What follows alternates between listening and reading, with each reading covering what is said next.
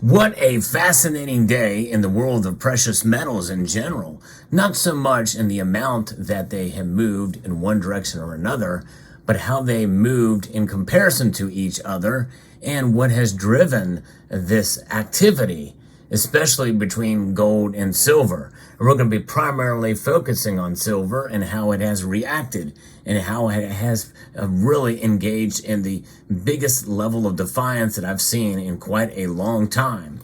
Let's talk about it as we explore.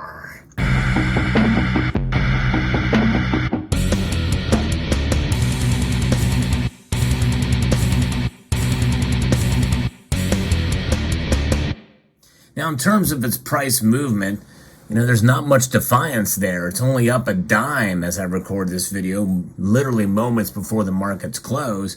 But it's what it has done compared to gold. Gold is actually down, and it's down considerably compared to silver's increase.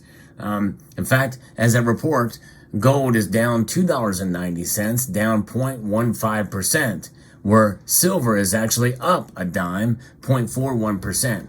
So silver's trading at $24.31 now, and gold is trading at $1,914.50. That leaves the gold to silver ratio now down below 80. It's 79.04 now. And that's significant because of, especially after what has happened today.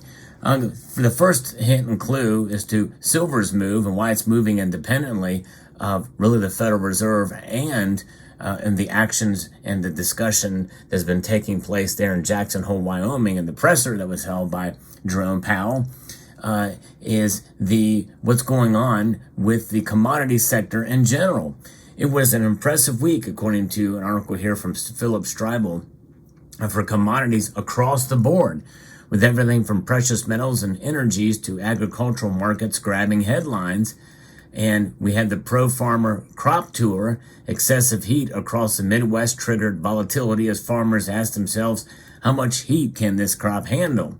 And why are metals traders care about crop conditions and energy prices? Well, you've heard me talk about the relation to some extent, at least to pork bellies futures contracts. We talked about that in a previous video. But food and energy comprise the two main components of inflation. So that's why oil and food are very important, and they comprise some of the components of inflation. As prices rise, inflation rises, and the Federal Reserve steps in its fight against inflation, leaving interest rates higher for longer. That impacts the trajectory of gold prices and is the main reason why prices have failed to take out recent highs. And you think about it as well, too, the real true cause of inflation is the Federal Reserve printing money, but we have, supply and demand fundamentals that affect the price, too, and it only exacerbates inflation. On the other hand, copper, platinum, and silver continue to monitor clues from China regarding additional stimulus measures that can potentially boost demand for the metals. Silver futures rallied sharply this week, tracking 6.7% coming into the symposium on Friday. That, in fact, is now up a little bit from that. Prices remained trapped between $22 on the downside and $26 on the upside. That seems to be the range we're looking at here.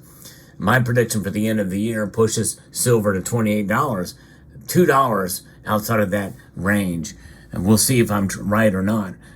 Breakout traders will use any close above $24.75 to establish new long positions, while a breakdown below $23.39 will spark additional liquidation and fresh naked shorts as a call on the market. That sounds kind of scandalous, does it not?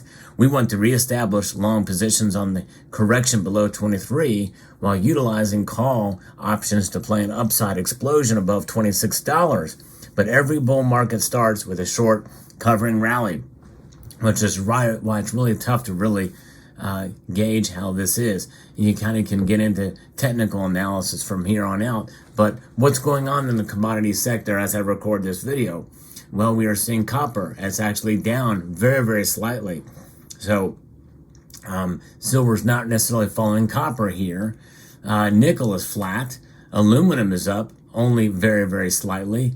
Zinc is down very, very slightly, and lead is up by just a very small margin, hardly any movement at all. But yet silver has moved up significantly compared to gold, obviously, and compared to other commodities.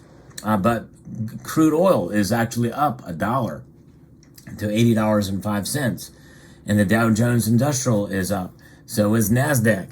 And this is where we get to what Powell is talking about here, and that we may see more rate hikes coming. But the thing is, it's not really all that clear as we look into this. This is a piece by Jim Wyckoff over at Kitco that says the highly anticipated speech by Federal Reserve Chairman Jerome Powell at the annual Jackson Hole, Wyoming symposium has so far had no major impact in the marketplace.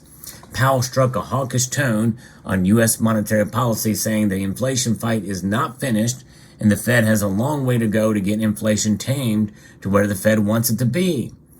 Powell said the U.S. economy may not be cooling down like the Fed wants to see in order to choke off inflationary pressures.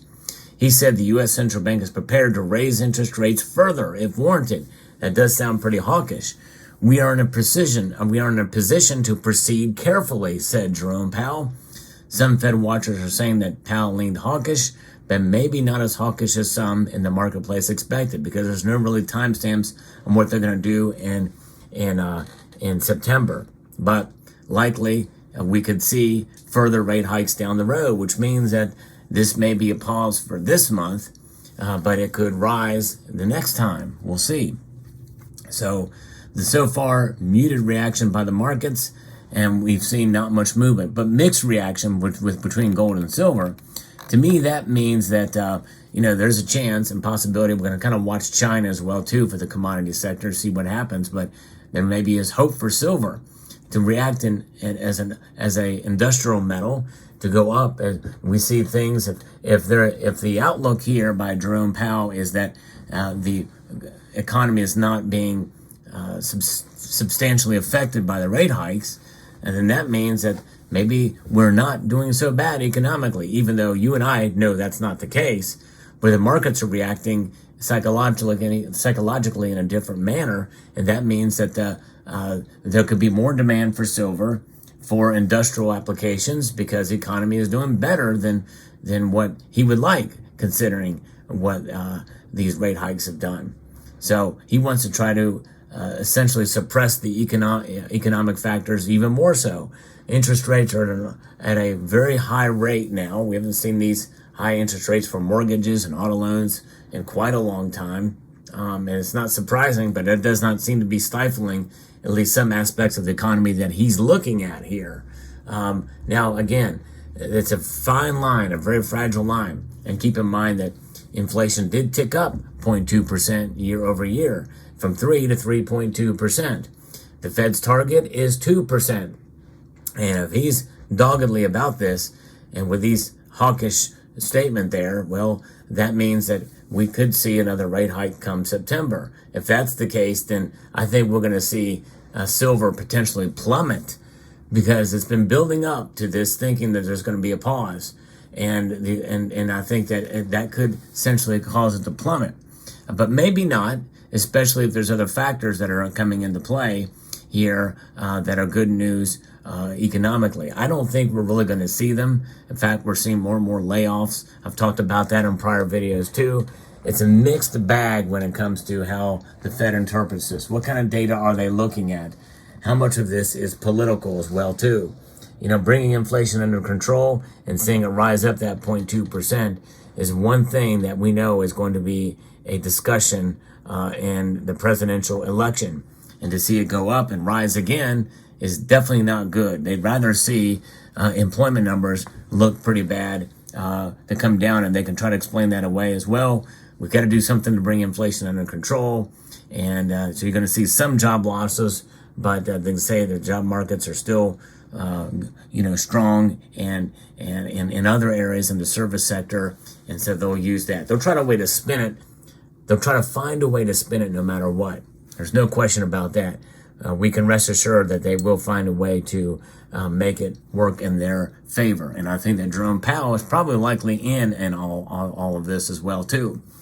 the Fed has been politicized for a number of years now. This is nothing new, but it's now taken to a new level. We know that the Treasury Department has gone full-blown woke, as well as the U.S. Mint and other institutions. And those are negative effects overall on the economy, because when their focus is on social justice and identity politics rather than a strong, powerful economy and a strong, stable dollar, it is what it is. But of course, their whole philosophy and their own ideology with regards to sound money and money in general is so off beaten path with the modern monetary theory that these Keynesians use that it's no wonder. It's just a matter of time before we start to see more and more movement and in one direction or another. And sooner or later, something's going to spiral out of control somewhere, and it's not going to be good.